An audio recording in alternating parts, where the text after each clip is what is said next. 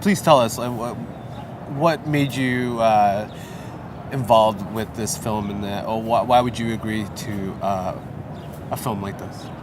Well, it was a no-brainer for me. I was actually really, really interested in the subject matter, but more to the point, Alex and I were very old friends, and she actually came to me originally with an idea to make a fictional film about a character a lot like her in the same circumstance, but a straight up 90-minute fictionalized version of it. And we were very good friends, and in the same line of work, but we'd never worked together. And when she came to me, I said, sure. And about 30 seconds later, she said, oh, but I don't know if I really can make a movie right now. I've just been diagnosed with cancer. Right. And she also wasn't sure she wanted to fictionalize her life. She thought she might want to make a documentary, or at least even something smaller than that, like a video diary that she would post as a blog. And I said, well, let's just keep talking about it.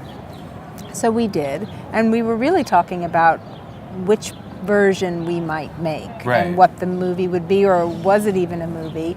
And at a certain point, before we knew the answer to that, I said, look, to the extent that we're making a doc, we have to pick up the camera and start shooting because we're missing important things. Right.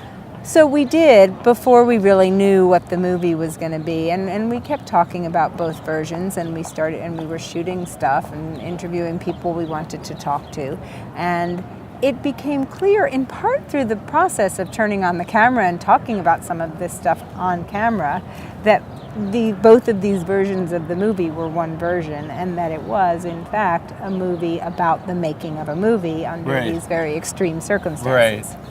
Right. Now, it's funny. I lost my father to cancer, but it was during that time. My father was sort of like Alex, where I don't want you to worry about me. I'm okay. Just take care of yourselves. But of course, when someone has cancer, we're all worrying at the same time, and it's a very different dynamic. Can you perhaps explain that sort of experience where you were thinking about her? Yeah, it's funny because the two things were really separate. Like Alex and I our friendship deepened a lot during the course of making this movie because we were making this movie about this subject. So we talked a lot about a lot of, really intense stuff.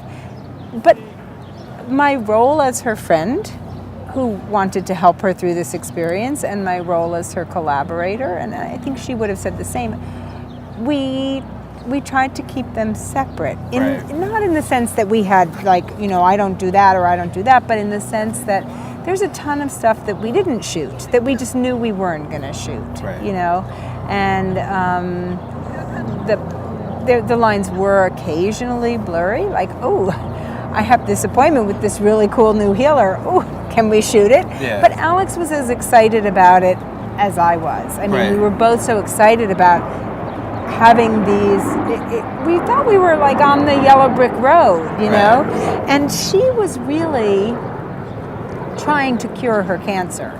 And it was an incurable disease. I mean, in retrospect, it may or may not have been a particularly realistic approach, but she felt that 1 out of 1,000 women have this thing called spontaneous remission, where they have a metastatic cancer, and then they're cured from it, and not through any medical intervention that anybody can find a correlation with.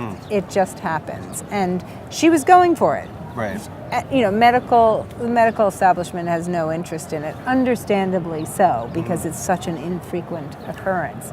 But there was somehow we connected the process of making the movie and her journey through all of these healers. They were tied together in what often felt like a really exciting way. It made it more fun. Right.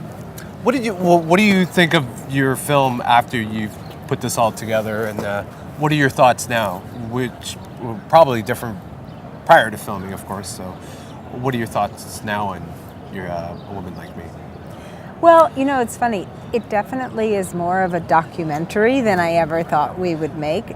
Again, we were shooting doc footage, but we didn't know what the proportion of fiction to doc would be. And, you know, the fiction, we wrote a 35-page script, so, you know, that's like a 35, 40-minute movie. The proportion might have been very different. And it was just a process of finding what this particular movie is in the edit room. So, and that's something I never could have known until you get to the other side of it. Right. How does it feel to be part of Hot Docs, and what does it feel like for your film to screen at this type of festival? It's great. I'm really happy to be here. It's a really great festival. I mean, I've been here a very short time, and I've seen incredible movies, so I feel very honored to be here with all these other amazing movies.